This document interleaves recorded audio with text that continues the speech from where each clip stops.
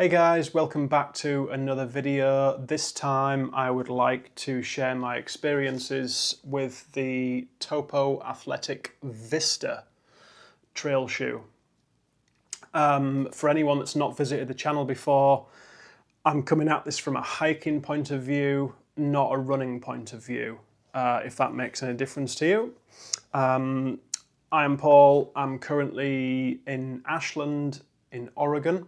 And I'm just past the 1,700 mile mark of the Pacific Crest Trail, walking from Mexico to Canada. I do apologise for the location. Basically, these shoes are at the end of their lifespan. I've used them for 626 miles. I'm leaving town tomorrow to get back on the trail. These will be staying here in the trash. So I kind of have to, I wanted to do the video from the trail, but I'm having to do it from a motel room instead. So I'm really sorry about the general environment and the lighting. But basically, like I say, I've used these for the last 626 miles. I bought them with my own money in South Lake Tahoe.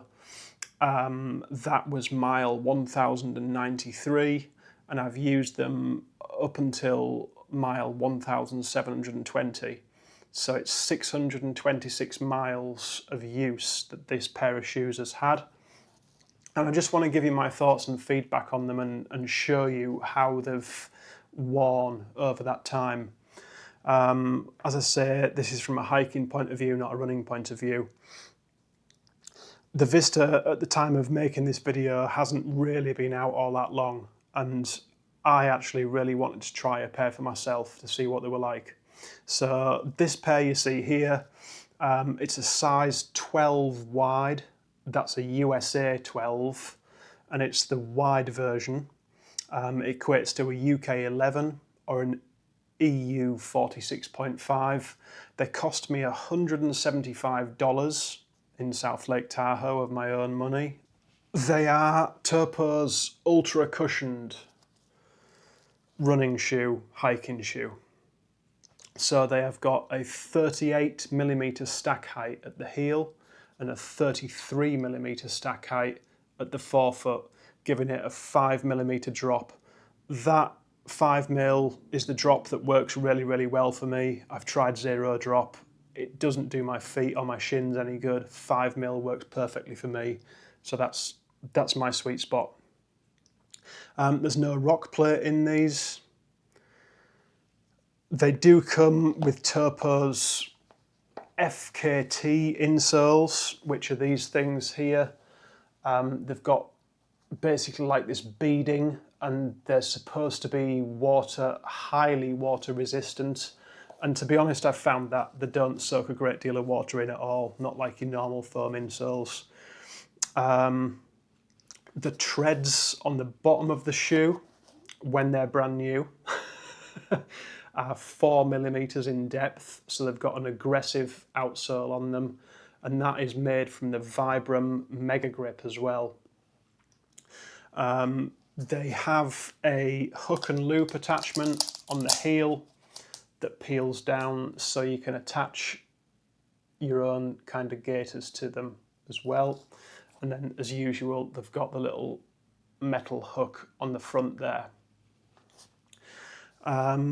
What else to say about them? Basically, they do have a nice big pull tab on the heel, which I've found actually is really handy for pulling the shoes on and taking them off. And then what I noticed before I used these, I was using a pair of Mountain Racer 4s, and before that I was using the Mountain Racer 3s. Mountain Racer 3. I love this shoe. They're on sale at the moment because the 4 has superseded them, so I've gone back to a pair of these because they're cheaper than these, and I absolutely love this shoe. If you want to know why, have a look at my review of it on my channel. There's a 600 mile review of this shoe on the channel as well, but this is as close to perfection as I think I'm ever going to get for a shoe for me.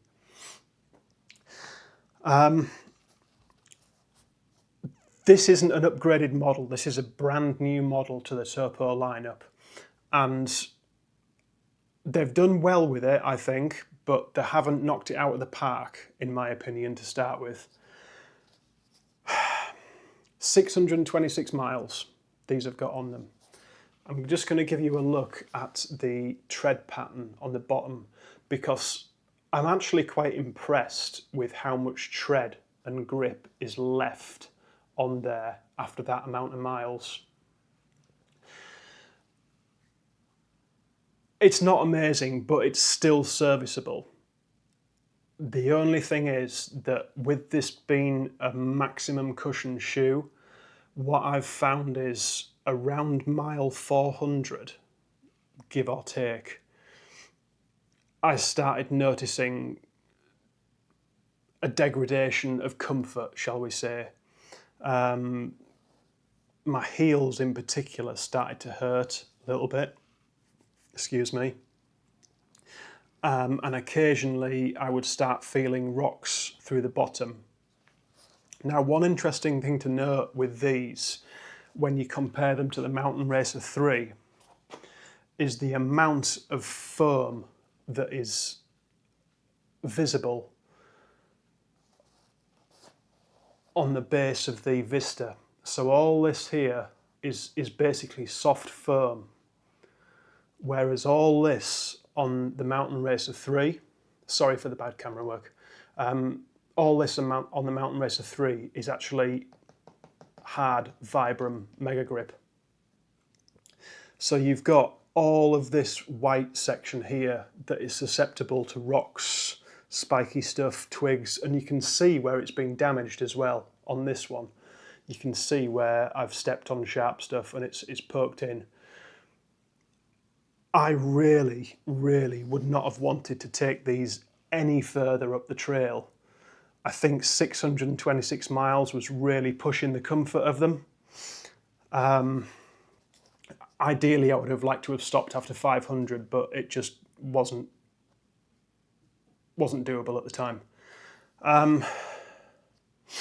You can also see, possibly around the front here, how the foam has worn with me kicking rocks and things like that, and even the toe bumper itself here is kind of all bitten away and chewed. And then they have changed, so you can see on the Mountain Racer 3, slightly, it comes up, the actual sole comes up a little further on the Vista than it does on the Mountain Racer 3. What I would have liked was a little bit more protection on the front, and especially around the sides here, because I didn't feel there was a great deal of protection, especially on the inside there. I was getting things poking into me really, really easily there, and a couple of times it was quite painful. To be fair, that does also happen with a Mountain Racer.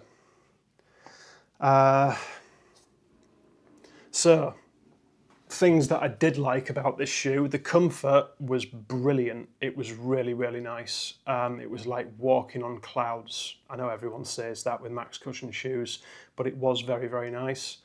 I like the addition of the Velcro tabs, so you can use your Velcro gaiters. I use Dirty Girl gaiters, and they've just got hook and loop tabs on, so you can use them. The actual upper material, it's going to be difficult to show you, but it's kind of like a fine mesh. It's got a really sort of aerated pattern to it. And what I found was that they breathe really well. The Mountain Racer 4s that I tried, I hated. Absolutely hated them. I really, really wanted to love them, and I was so disappointed with them.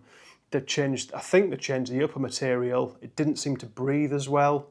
The heel cup had changed. It was uncomfortable. It felt like something was tearing at my heel, and the whole shoe just felt unstable. when compared to the Mountain Racer 3, which I feel really kind of stable and nimble in. This one breathes much, much better than the Mountain Racer 4, in my opinion, and it also dries quicker. I will say I've not had it, I would say it's probably had 90% dry trail, 10% wet trail conditions, through a few river crossings, some hailstone, tiny little bit of snow, bit of mud. Mostly it's been kind of dry, hard-packed mountain or forest trails. They've also seen quite a lot of NorCal dust. I will say that. They do let a lot of dust in because it's the mesh weave. You can see the toe bumper is starting to separate at the front there, but I think that's something that happens with nearly all trail running shoes, or at least it has with a lot of the ones that I've used anyway. So the breathability was very good. The drying time, because of this mesh upper, I found was pretty good. What I also found was when this like foam had been punctured, it tended to suck a little bit of water in, and you got the squelching noise when you were walking. So there would be like a whenever you were putting your foot down, which was a little bit annoying. Comfort-wise, really nice up until about mile 400, and then started to go downhill to the point where mile 600, pretty much painful, to be honest with you. I was glad to be able to take them off, and I was glad to be able to get a new pair of mountain racers. The fit, when you look at the shoe, it doesn't look as though it's got Topo's kind of trademark, if you will, hammerhead wide toe box shape, but it actually does. It's just that it's got a wider base, basically, and you can see when you put it up against the Mountain Racer 3, you can see that the base on the Vista is much, much wider, especially at the heel. And then at the front there, you can see it's different again. These are both the same size shoe. They're both the USA 12. And then when you look at them side by side like that, you can kind of see the hammerhead shape. It's maybe not quite as pronounced as the Mountain Racer, but by no means did my feet feel claustrophobic or my toes feel bunched together in these. It was never an issue, even from when I bought them. But I'm glad I got the wide version. I will say that. The tongue, I'm not altogether certain if I like the tongue. I have strange shaped ankles, and these types of tongues don't generally play well with my ankles. They've not been painful, but they've just been a little bit, just didn't feel quite right to me. One thing that does happen with a lot of shoes is, with me, the tongue, when you're wearing it, the tongue will slide down to one side. That didn't happen at all with these. It stayed put. And even though I only had the laces done up, like, not loose, but certainly not tight, my heel was locked in really nicely. There was no movement there at all, basically. So that was quite good. It was a nice snug fit. Would I buy another pair? Yes, I probably will, because one, it's going to be 2 years now until the Mountain Racer 5 comes out, I think, and I certainly won't be buying any Mountain Racer 4s again because I dislike them that much. They just didn't work for my feet at all. I'll be buying as many pairs of Mountain Racer 3s as I can. But when I can't get any more threes, I will buy another pair of these because I did enjoy using them. One thing to note is with Topos, they usually wear in the same areas with me all the time. So they'll wear on the collar here on both sides, and they'll wear on the heel as well, on the inner heel there. These haven't been so bad. These have actually done okay. So you can see there's a tiny bit of wear there, and then there's not a great deal at all on the collar. Just a quick look at this one as well. It's pretty much the same. The heel has had a little bit more damage there on the foam, and then you can see maybe at the front, same thing with the toe bumper separating a bit, and same thing with the scraping of the foam. What you'll notice with a lot of shoes is where they bend like that, you'll start getting tears form here and here on the stress points. Just looking now, there's no tears. No tears on that one on either side, and I hadn't noticed that before actually. No tears on that one at either side, which is actually really surprising given how meshy, for want of a better word, that upper is. So it's not a bad shoe. If I was going to give it a mark out of 10 for a first attempt at an ultra cushioned trail running shoe, I would probably give it an 8, I think. It may well even be notching up towards a 9. No, I think an 8.